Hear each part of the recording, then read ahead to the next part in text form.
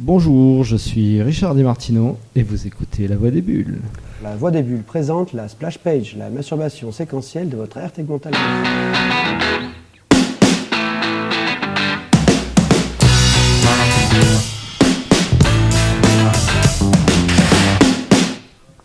Eh bien bonjour à tous, donc bonjour à Richard Di Martino, donc, qui est le parrain du festival. Bonjour.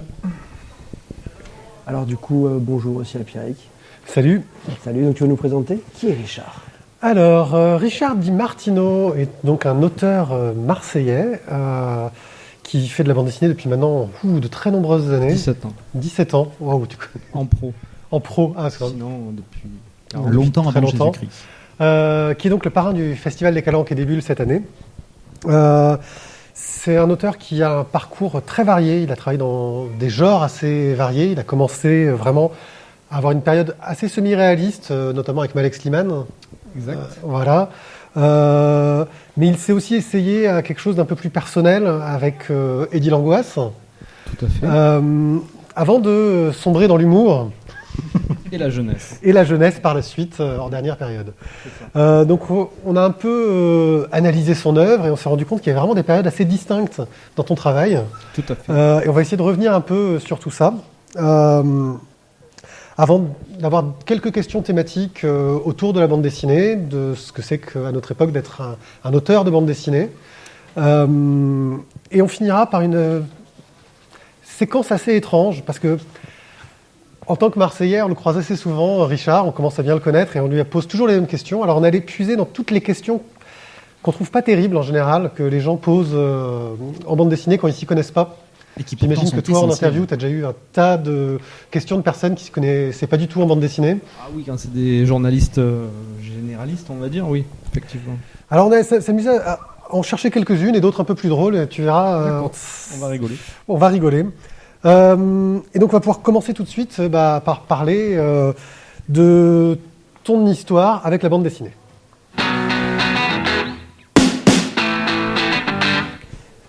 Dans ton enfance, est-ce que tu lisais justement de la bande dessinée? Est-ce que c'était quelque chose qui était très présent pour toi? Alors, je dirais que je disais que ça, ouais. Ouais. À partir de quand j'ai su lire, on va dire, parce qu'avant, non. Mais à partir du CP, on m'a mis entre les mains des Tintins, des Astérix, des Schtroumpfs, des Spirou et des Pif et tout ça. Et c'était l'essentiel de ma lecture. Et je crois que jusqu'à au moins 15 ou 16 ans, j'ai pas lu un roman, quoi, à part les trucs qu'on m'obligeait à lire à l'école. Et... On a cru que tu avais dit une blague, il y a eu un clicking. Est-ce que justement déjà des petits qui avaient déjà commencé à dessiner, essayer de refaire ces Tintin, Astérix Ah ouais, de suite. Ouais. Alors déjà avant, je dessinais comme tous les enfants dessinent, on va dire, à la maternelle, mais à partir du moment où j'ai eu ces trucs-là entre les mains, ça a été vraiment un choc. Et je recopiais des Astérix, des Tintins, des Pif, tout ça. Est-ce que tu avais un personnage vraiment favori dans tout cela tu arrives à passer de l'un à l'autre C'est mes préférés. Ouais, c'était Tintin, Astérix, Pif, Spirou, Gaston, les Schtroumpfs. Ouais, ça reste mes idoles. Ouais. Et du coup, est-ce que tu as eu un dessinateur qui, de cette époque-là, on va dire, t'es resté comme une sorte vraiment de référence qui t'a influencé tout le long de ta carrière? Petit, non, quand on est gamin comme ça, on ne connaît pas les dessinateurs. On ne se rend même pas compte qu'il y a un dessinateur pour chaque truc. On croit que c'est des... Enfin, on ne sait pas qui fait quoi. Mais quand j'ai commencé à comprendre, ça a très vite été Franquin. Ouais, Franquin, donc le dessinateur de Gaston, et qui a dessiné Spirou pendant moultes années. C'est ça.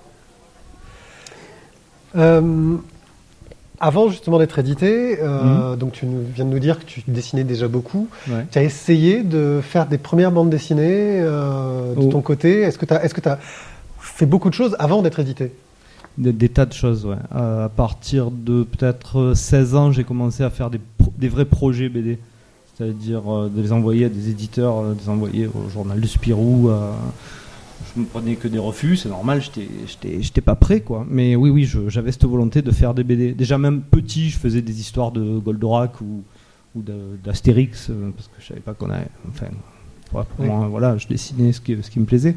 Puis vers 15-16 ans, j'ai commencé à créer des personnages et à créer des projets que j'envoyais à des éditeurs. C'était dans quel genre, justement? C'était humour, c'était très Gaston, quoi. C'était très Gaston Lagaffe. T'as un personnage dont t'as un peu honte maintenant et dont tu te souviens? Non. Tu préfères les oublier? Non, même pas. Non, des fois je retombe sur des trucs, c'est mignon, c'est marrant, c'est naïf, quoi. Et combien de temps il a fallu donc dès 16 ans, t'as envoyé. À quel âge t'as été édité pour la première fois? J'ai eu mon premier album est sorti, j'avais 29 ans. 29 ans. Ouais, c'est passé du temps. Ouais. T'as suivi une formation dans l'illustration? J'ai fait une école de graphisme publicitaire, ouais. Donc pas BD, parce qu'à l'époque il y avait rien. Il y avait peut-être, je pense qu'il devait déjà y avoir les Beaux-Arts d'Angoulême qui avait la section BD. Aussi dans le Saint-Luc à Bruxelles, mais il n'y avait pas toutes ces écoles comme il y a aujourd'hui un petit peu partout qui forment à la BD, où c'est devenu enfin un métier reconnu. Et alors, on a déjà interrogé beaucoup d'auteurs qui ont eu des formations pas liées à la BD.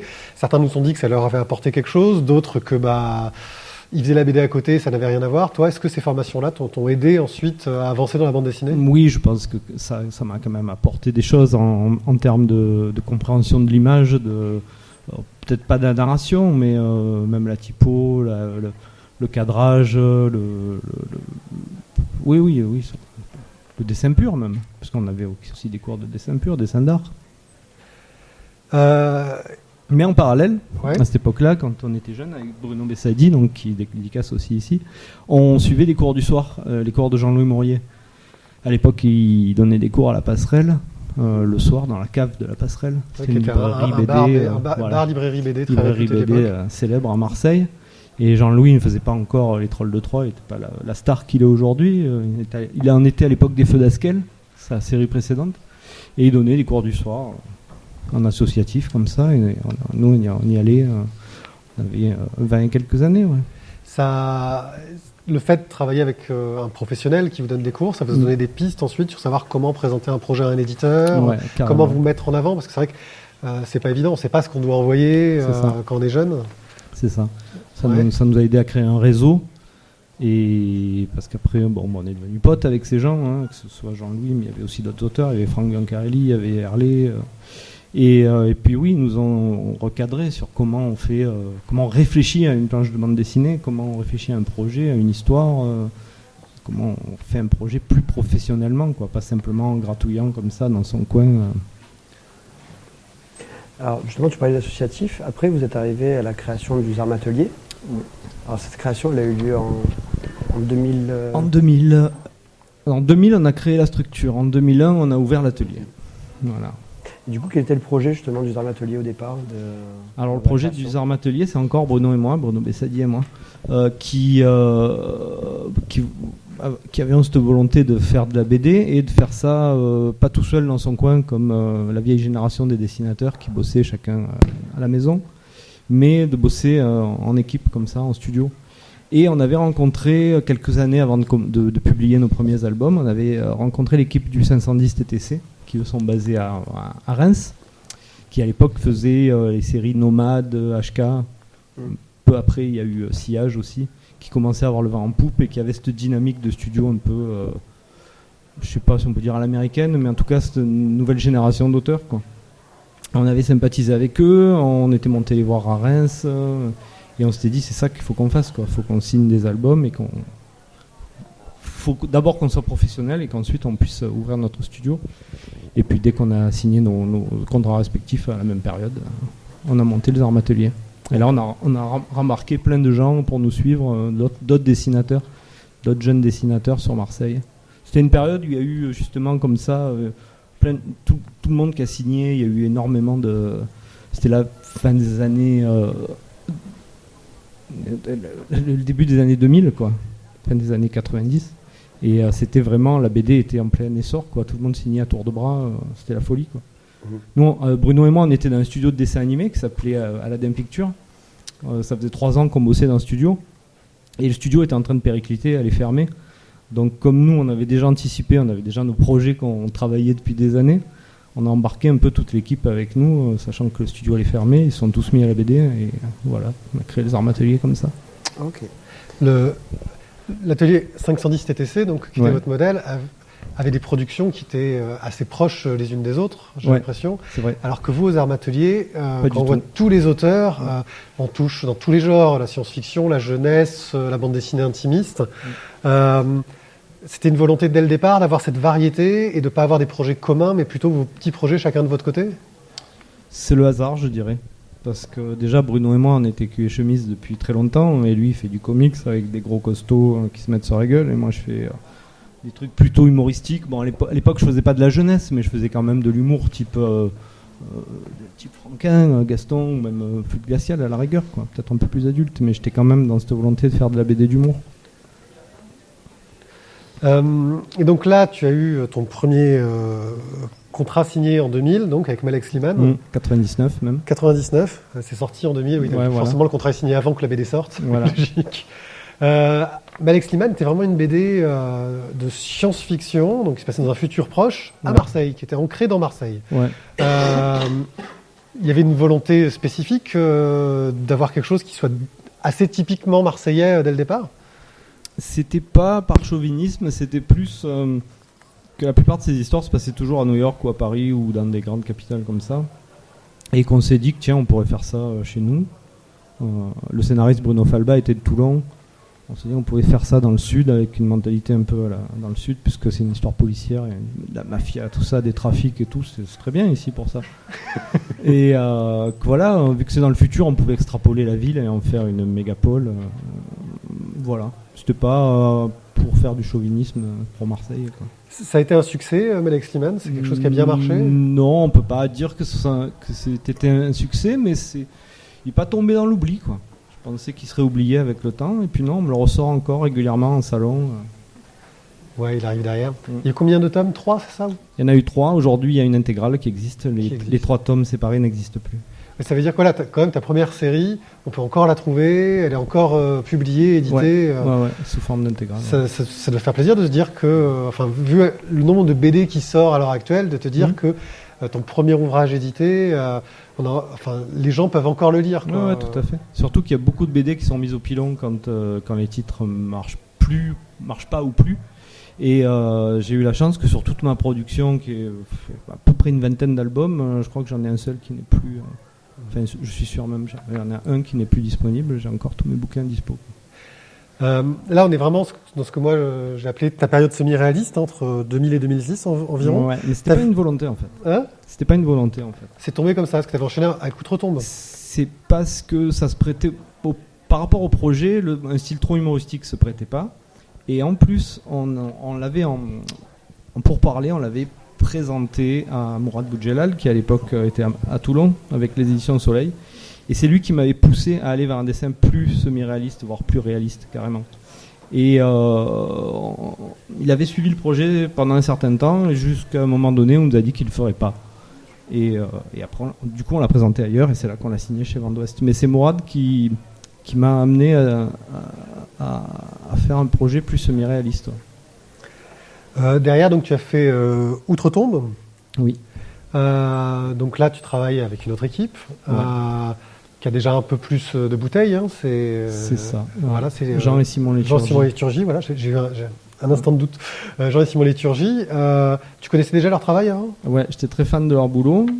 Jean, parce que Jean, c'est le père, donc. Ouais. Parce qu'il avait commencé, il avait repris les scénarios de Lucky Luke quand j'étais gamin déjà, donc il avait déjà pas mal de bouteilles, il avait fait plein de séries, plein de choses.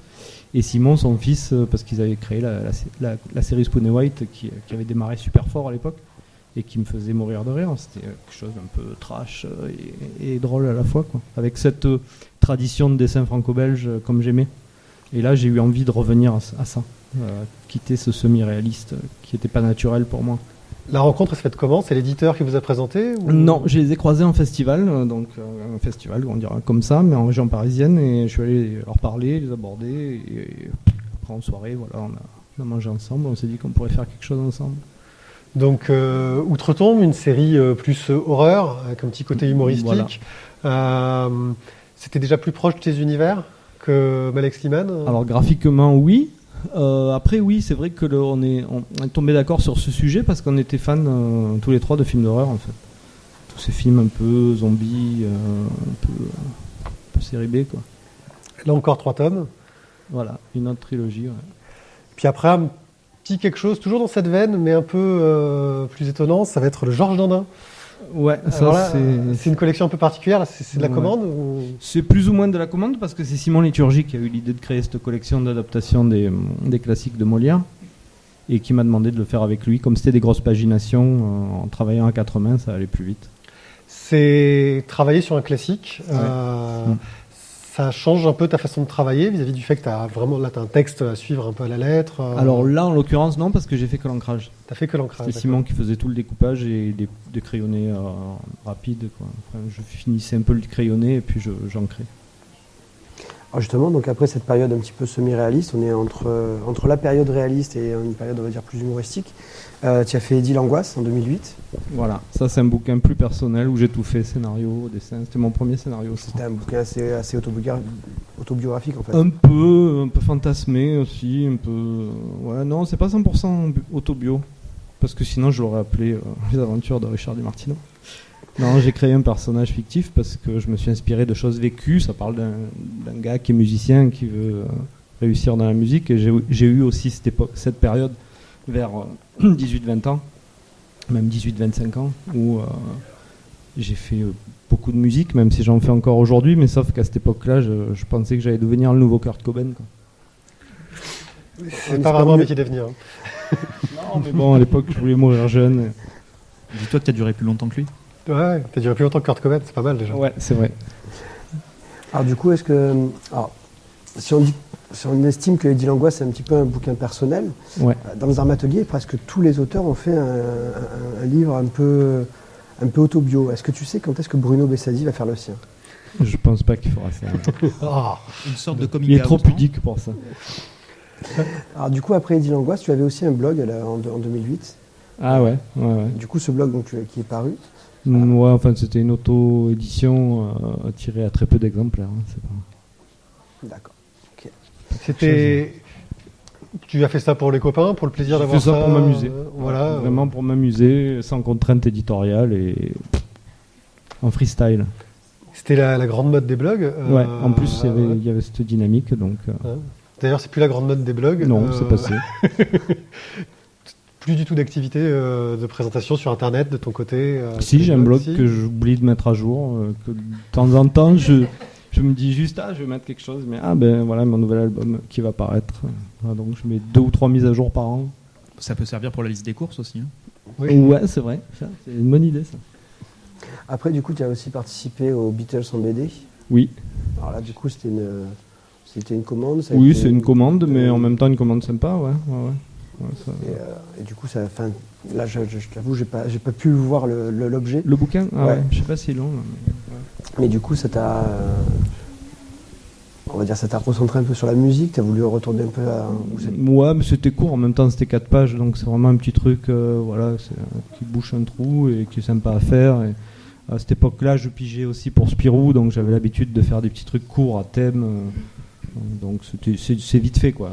J'ai fait la période Sgt Pepper, et sur chaque période, il y a une histoire de 4 pages, donc ça a été vraiment pour moi très vite fait, quoi. Très vite fait. Alors du coup, après, tu passes sur une période un peu plus humour. Parce que là, tu vas revoir avec mon ami. Ouais, là on est Thierry. vraiment sur l'humour. Ça commence avec La rigolade commence. les fondus du jardinage. Ouais, ça rentre là pour le coup, c'est une commande. Oui, là on est vraiment dans une série thématique. Exactement. Bon, j'appelle ça sans que ce soit forcément négatif, même si ça peut être pris, de la BD de supermarché. C'est de la BD de supermarché, Voilà, c'est ça. Ouais. Mais c'est une de mes plus grosses ventes aussi, quoi. Oui, c'est Voilà, pour ça que c'est bien la BD de c'est le supermarché. genre de ça- bouquin qui rapporte du fric, oui, et qui après, je l'ai fait honnêtement, mais sans conviction personnelle aucune. Ça t'a rapproché des éditions Bambou, Ça m'a j'imagine. carrément permis de rentrer chez Bambou, en fait. Ça a été ma porte d'entrée, donc c'est pour ça que je l'ai accepté aussi, parce que ça commençait à sentir le gaz chez Vent d'Ouest. Le passage chez Paquet, je me doutais bien que ça serait qu'un passage avec Eddie l'Angoisse, parce que ça s'est pas super bien passé avec Pierre Paquet non plus. Donc je me suis dit, il faut que je me maque chez un éditeur qui a l'air sympa, et en plus Bambou avait une bonne réputation à l'époque, ils l'ont toujours d'ailleurs.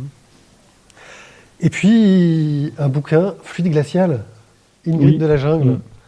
Alors, Ingrid de la jungle, on est vraiment dans le comique un peu potache, un Ouais. peu politique, Carrément. L'actualité. d'actualité. On va en parler nous bientôt dans une émission, on l'a lu et c'est vrai que c'était d'actualité. C'est un peu C'était à difficile de le fond dans relire maintenant. l'actualité. J'ai fait en 2009, je crois. Ouais, C'était vraiment ce qui se passait. Ingrid venait d'être. C'était Ingrid Betancourt, ouais. venait d'être libérée. Tu l'as fait avec Serge Scotto et Eric Stoffel, c'était une BD Voilà. entre potes. En fait, non, parce qu'en fait, c'est un projet qu'ils avaient monté, eux, de leur côté, qu'ils avaient présenté à Flux Glacial avec un autre dessinateur.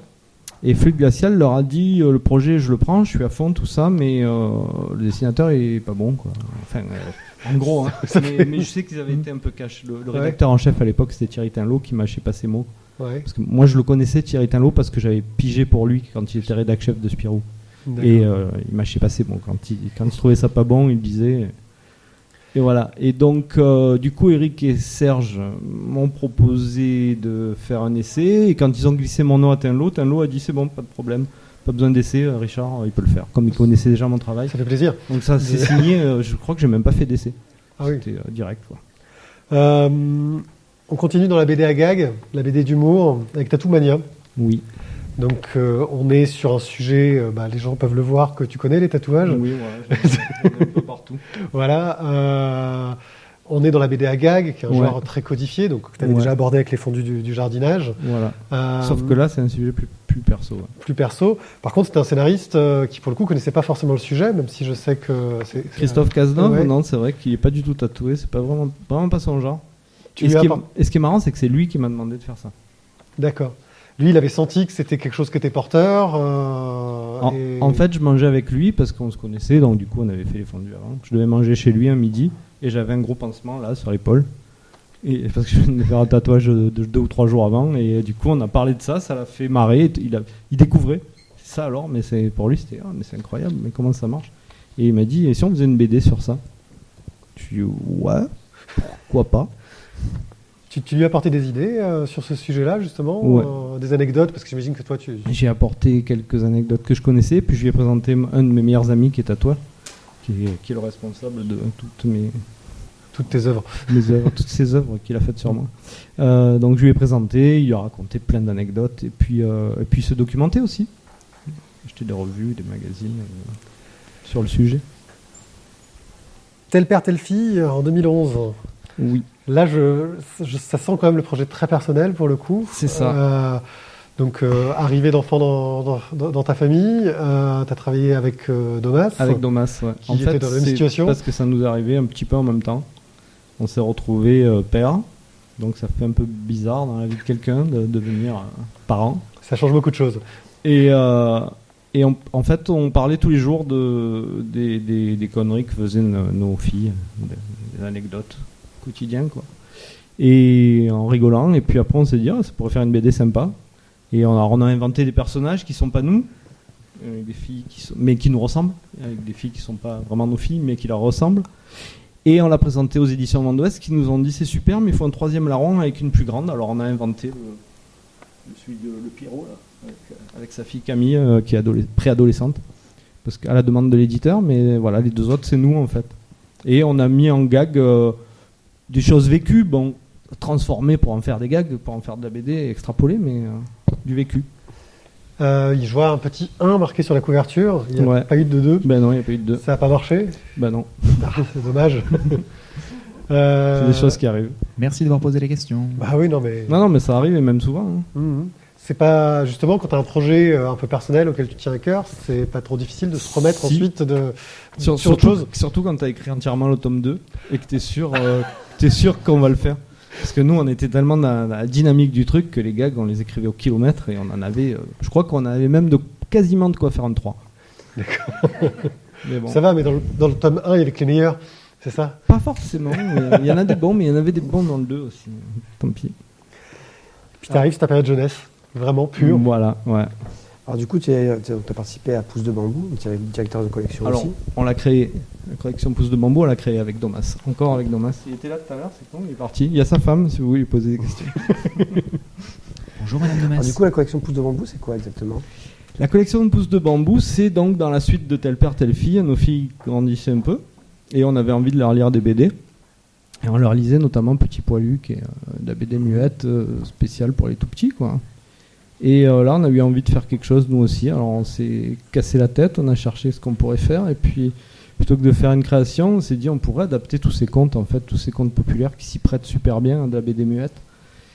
Et ben voilà, on a monté le projet, on l'a présenté à Bambou, ils ont été emballés tout de suite, et c'est parti.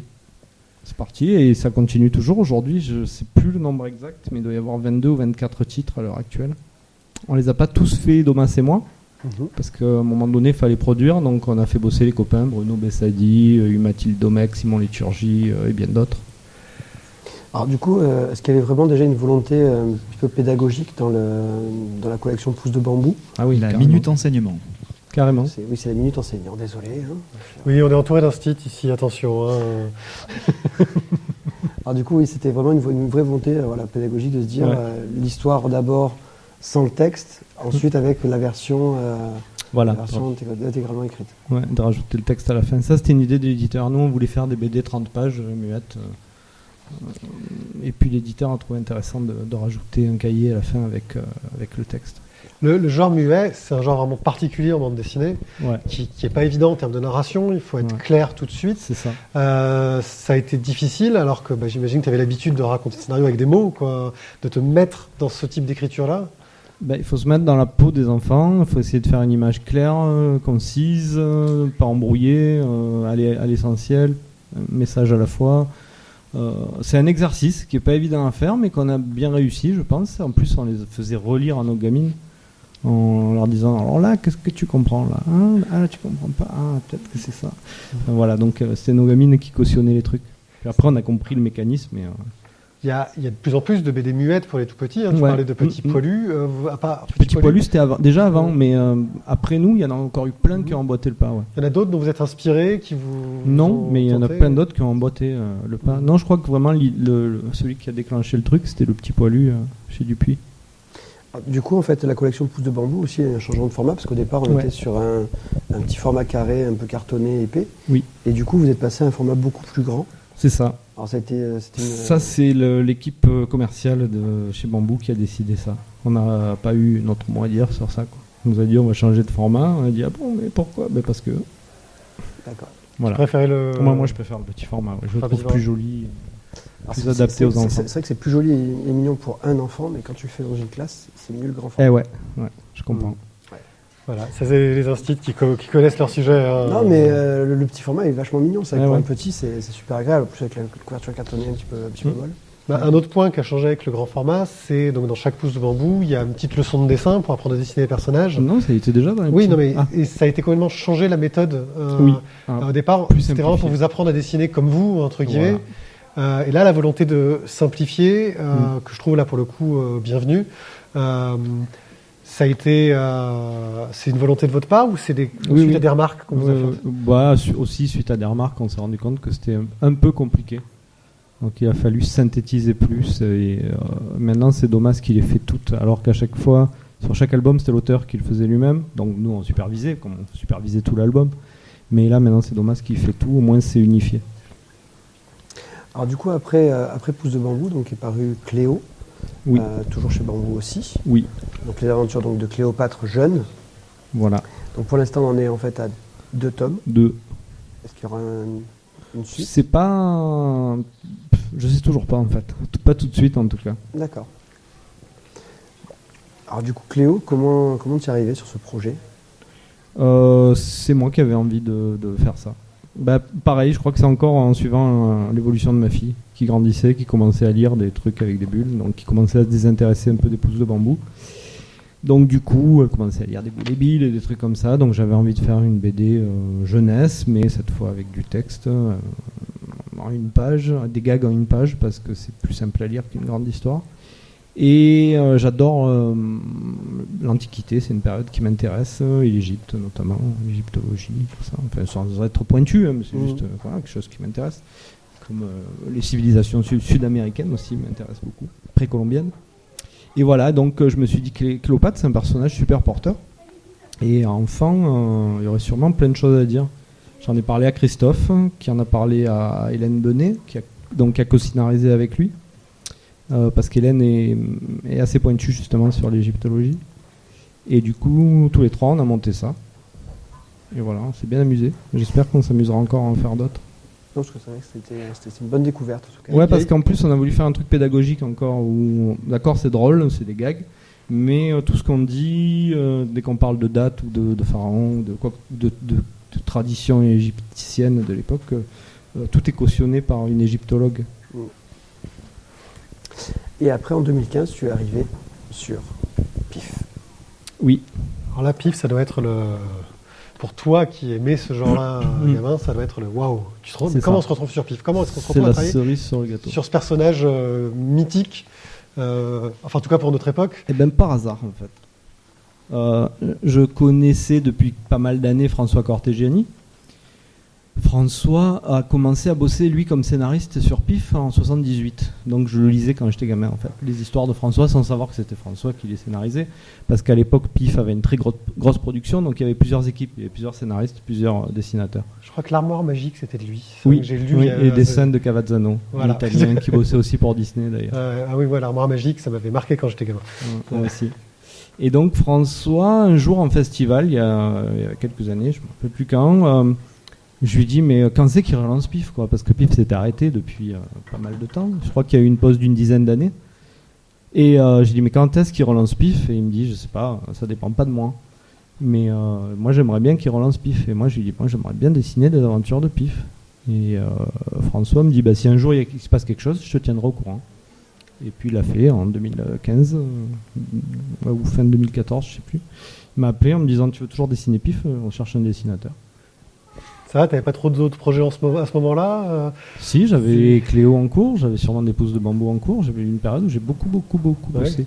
Mais tu peux pas dire non à un projet comme ça. Non, je pouvais pas dire non. non, je pouvais pas.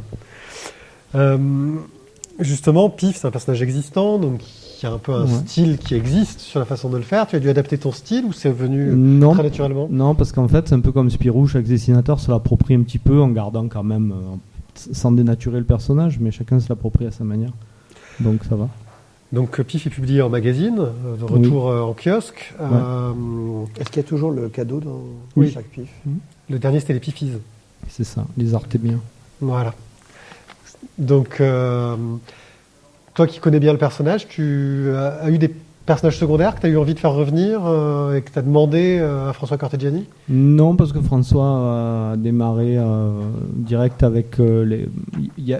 PIF, c'est un peu comme dans Mickey ou dans certains trucs de super-héros, il y a un peu des univers parallèles sans vraiment l'être, quoi. Il y a des époques, des genres. Donc il y a eu la période PIF où il était dans un monde entièrement animalier, un peu à la Disney, puis il y a eu une période PIF où il était dans un monde avec des humains. Et dans cette période-là, il y avait le méchant qui était Crapulax, et il a repris cette période-là. Parce que dans la période animalière, il y avait un autre méchant, je ne sais plus comment il s'appelait. Et bon, voilà, il a pris cette ligne-là, on a suivi cette ligne. Ce renouveau de PIF, ça marche bien en kiosque? Bah, apparemment, ça tourne bien. T'as du boulot pour encore des années? Ouais, je sais pas, mais en tout cas là, ouais. Alors justement, en fait, pour sortir un petit peu maintenant de ton travail actuel, donc là tu as PIF, est-ce qu'il y a des auteurs actuels qui sont vraiment pour toi, qui t'influencent, on va dire, dans leur façon de travailler ou dans leur dessin? Parce que tout à l'heure tu nous as parlé de Franquin, qui est un auteur donc ancien. Ouais, non, moi je suis plutôt sur mes vieux acquis. Tu restes plutôt old school, quoi. Franquin, Peyo ou Giraud en réaliste. Alors, tout à l'heure tu nous as dit donc, que tu avais déjà fait en auto-édition, c'était donc ton blog. Oui. Est-ce que maintenant tu n'aurais pas envie de faire un projet peut-être un peu plus personnel, maintenant que tu as donc un projet régulier Tout de suite, non. Mais peut-être un jour. Mais là, tout de suite, non. Okay. Au niveau de... Donc il y a un grand retour, une sorte de renouveau de la BD numérique. On se pose beaucoup des questions autour de la BD numérique. Alors c'est des questions qui sont assez multiples. Il va y avoir la question de la BD numérisée, donc un album classique qu'on va pouvoir lire en ligne. Il y a aussi la question, mais j'y reviendrai plus tard, de la BD faite pour le numérique. Toi déjà, la BD, lire autrement que sur du papier, c'est quelque chose que tu comprends? Non, j'aime pas trop. Non. Il m'arrive de lire des strips ou des extraits sur Internet, mais non, déjà j'ai pas de tablette, donc du coup... Assis devant l'ordi, moi je trouve pas ça confort. Et la BD faite pour le numérique, tu en as déjà vu? J'en ai déjà lu, mais non, je suis pas spécialement intéressé. Non. Alors au niveau donc de tes projets futurs, dans les prochains mois, qu'est-ce qu'on va pouvoir voir de toi? Là, je bosse sur le prochain pif et après, je bosserai sur le suivant. Non, là, au mois de juin, il sort une adaptation d'Alibaba, toujours dans la collection Pouce de Bambou. Alibaba et les 40 voleurs, que j'ai terminé il y a quelques mois, là, donc qui va sortir là. Ce sera mon album de l'année parce que pif m'accapare quand même presque tout mon temps. Ouais. Et tu as une exposition, je crois, qui va arriver peut-être en fin d'année. Ouais, une grosse expo Pouce de Bambou qu'on est en train de monter avec l'Alcazar. Et qui portera sur quoi? Sur Pouce de Bambou, sur la collection, les contes en BD. Ouais. Et tu as déjà des dates ou ce sera la fin d'année? On est en plein montage là, oui, ça va démarrer vers novembre-décembre jusqu'à mars à peu près. Dans PIF, ça marche comment? Alors, on va parler du statut d'auteur un petit peu, parce que c'est vrai qu'on entend beaucoup parler qu'être auteur de bande dessinée, c'est pas évident, c'est dur d'en vivre. Dans PIF, ça marche comment? Vu que c'est du magazine, c'est quoi? Tu es salarié, tu es payé à la pige, à la page? Non, je suis payé à la page. À la page? Ouais. Et est-ce que tu arrives à t'en sortir en faisant que de la BD à l'heure actuelle? Ou est-ce que tu es obligé de faire d'autres choses? Je fais essentiellement de la BD, je donne des cours de BD aussi, dans une école privée qui s'appelle Axe Sud. Il y a donc une section BD, chose que j'aurais adoré quand j'étais jeune faire en tant qu'étudiant. Donc je donne un peu des cours là, juste une journée par semaine, donc c'est un petit appoint. Je fais de temps en temps des boulots de com, de la pub, parce que beaucoup d'auteurs de BD sont sollicités pour faire de la com, parce que le style BD se prête bien à la com. Ouais, c'est un style lisible, voilà, efficace. Ouais. Donc je fais assez régulièrement de la com aussi, donc sur l'année... ça me fait aussi un pourcentage de mon temps de travail qui est dédié à ça. Tu t'étais imaginé enseignant? Être enseignant toi-même? Non. Plus jeune, non. Mais en fait, c'est un truc qui me plaît parce que j'enseigne ce qui me plaît aussi. Oui. J'enseigne une matière... pour moi, je ne suis pas enseignant, en fait. Je suis un intervenant professionnel. D'accord. Souvent, je leur dis aux élèves, arrêtez de me voir comme un prof. Je ne suis pas un prof. Mon métier, c'est pas prof. Moi, je suis dessinateur de BD. Je vous transmets ce que je peux vous transmettre. Je vais revenir un petit peu sur le fait d'être directeur de collection.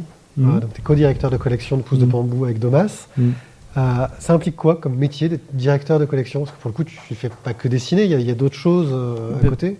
C'est diriger les équipes, c'est-à-dire les autres dessinateurs, déjà faire les choix des comptes, des titres, aller à des réunions avec l'éditeur, être au courant des choix qui vont être faits d'un point de vue commercial, choisir les dessinateurs, enfin les proposer à l'éditeur qui est quand même au-dessus de nous, c'est lui qui décide. Et puis après, accompagner ces dessinateurs pendant la réalisation des bouquins pour qu'ils soient dans l'esprit de la collection qu'on a créée. Et donc là, Pouce de Bambou, c'est vraiment un truc qui cartonne. Vous pensez que ça va qui continuer? cartonne, on pourrait dire ça. C'est pas Titeuf, hein, mais en Oui. tout cas, là, pour l'instant, ça continue. Ouais. Voilà. Je pense qu'on a à peu près terminé. On voulait te demander quelle était ta dernière découverte en bande dessinée, la dernière chose qui t'a vraiment marqué, récente, ancienne. Ancienne, il y en a trop, mais dans les dernières parutions, il y a une série qui s'appelle Rio, de Corentin Rouge, et je sais plus qui au scénario. Corentin Rouge au dessin, qui m'a beaucoup plu. Ouais, je l'avais vu en librairie, j'avais trouvé la couve attrayante. Après, en la feuilletant, je trouvais le dessin époustouflant. Et le scénar l'est aussi. C'est une série, ça n'a rien à voir avec ce que je fais, c'est une série réaliste qui se passe dans les favelas à Rio, avec des enfants livrés à eux-mêmes qui sombrent dans la criminalité, quoi. Donc c'est une histoire plutôt dure en fait, mais qui est très très chouette. Ben voilà, c'est ça. Ok, je crois qu'on va finir sur une petite chose. Tu es aussi donc musicien dans un groupe qui s'appelle Arthrosis, dans un genre assez violent. Voilà. Tu es bassiste. T'as jamais arrêté la musique en fait. C'est quelque chose qui. Non, si j'avais fait une pause à une époque. Ouais. J'avais fait une pause quand j'ai commencé à publier de la BD parce que j'ai voulu mettre toute l'énergie sur ça. Ouais. Et puis j'ai repris quelques années après. D'accord. Et c'est un groupe juste pour se faire plaisir entre potes, ça marche un peu? Non, mais on s'en fout, en fait, on joue pour se faire plaisir, on fait 3 ou 4 concerts par an à tout casser, donc on fait pas ça pour l'argent, on fait ça comme d'autres, je sais pas, aller jouer aux cartes ou à la pétanque. D'accord. Mais on fait ça bien quand même. Là, on a sorti un album qu'on a autoproduit, qu'on a enregistré, qu'on a fait presser, voilà, c'est un vrai album, mais sauf qu'il n'est pas distribué, quoi. Mais non, on s'amuse. On va aller au bout de nos rêves avant de mourir. Je crois qu'on va pouvoir passer à nos questions nulles. Attention. Et la technique, il n'est pas prêt pour les jingles. Je lui fais le petit signe magique. Ah non, mais ces gens à la technique, ils sont jamais prêts. Hein. Ça, c'est dingue. Hein. Alors donc, pour rappel, les questions nulles, ce sont des petites questions que des journalistes non spécialistes dans la bande dessinée posent souvent aux auteurs de bande dessinée et qui, à force de faire des festivals, on sait que ça les énerve un peu. Et comme on a déjà posé toutes les questions intelligentes qu'on voulait à Richard, on reste sur les questions vraiment pourries. Désolé. Thio. Comment tu as appris à dessiner? J'ai pas appris, en fait, c'est un don de Dieu. C'est une excellente réponse. Ça. Voilà. D'où te viennent tes idées? De Dieu, encore. Il est partout. Moi qui suis complètement athée, c'est paradoxal. Waouh, c'est un miracle. C'est incroyable. C'est un miracle. Quelle est la recette des scampi à l'armoricaine? Des quoi? Les scampi à l'armoricaine. Je sais pas ce que c'est, les scampi. C'est un fruit de mer, non? Non, je pense. Je sais pas. Ça fait quoi d'être une fille quand on fait de la BD? Ah, pardon. Ça fait quoi d'être un homme quand on fait de la BD? Et c'est pas évident parce qu'il y a quand même beaucoup de sexisme, je trouve. Et, Ouais. D'ailleurs, j'ai créé un mouvement pour qu'on défende les hommes dans la bande dessinée. Présidé C'est par une bonne Bruno Bessadi. Voilà. Il fallait un gorille. C'est quoi le truc le plus bizarre avec lequel tu es dessiné? Du caca. Est-ce que tu as un objet fétiche pour dessiner? Des stylos, Ouais, bien, des stylos. Original, super. des crayons, des pinceaux. Non, le pinceau. Mon truc préféré, c'est le pinceau. Et l'encre de Chine. Quel personnage dessines-tu le mieux? Bruno Bessadi. Non, il est dur à dessiner. Non, je sais pas. Peut-être Cléo. C'est moi qui l'ai créé. Quelle est ta question favorite en interview? Je sais pas, j'en ai pas. Et lequel de tes albums a le meilleur papier pour les dédicaces? Ah, c'est intéressant ça. Ouais, parce que souvent, je vois les artistes qui râlent sur « Ah, ce papier, c'est Mais nul ». tous les bambous en fait sont fabriqués pareil. Le papier est bien, mais le Ingrid de la jungle est bien aussi. Les outre-tombes, il était pas terrible le papier. Bon, merci Merci. beaucoup, Merci Richard. pour les questions. Merci à vous. Est-ce que dans le public, vous auriez des questions que vous auriez aimé poser à Richard? Des questions On a un plus micro, intelligentes que celles plus qu'on vient de intelligentes poser. que les nôtres, hein, parce que bon, à un moment donné... Des vraies questions, quoi. Non. Ben. Bon, très La bien. recette des glaçons, non? C'est bon? Où est-ce qu'on peut te retrouver sur Internet? Si on veut suivre de tes nouvelles, comment on cherche fait? un peu ton travail, qu'on veut te Sur suivre. mon blog que je mets à jour 3 fois par an. theveryrichblog.com. Ok. Merci beaucoup d'avoir suivi cette rencontre avec Richard Di Martino. Merci à toi, Richard. Merci à vous. D'être prêté au jeu. Merci. Nous, pour rappel, vous pouvez nous retrouver sur le site lavoixdesbulles.fr où on fait donc nos émissions que vous pourrez écouter, dans laquelle nous diffuserons cette émission dans la splash page. Vous pouvez nous suivre sur Twitter, sur Facebook. Vous trouverez tous les liens sur cette page-là. Vous pouvez même nous aider en nous donnant des sous. Vous trouverez tous les liens. C'est le gros bouton rouge à gauche. Voilà. Oui, on m'en dit un peu parce que nous aussi, on ne vit pas de ce qu'on fait. En tout cas, voilà, merci beaucoup. Merci. On vous souhaite un bon festival et à très bientôt.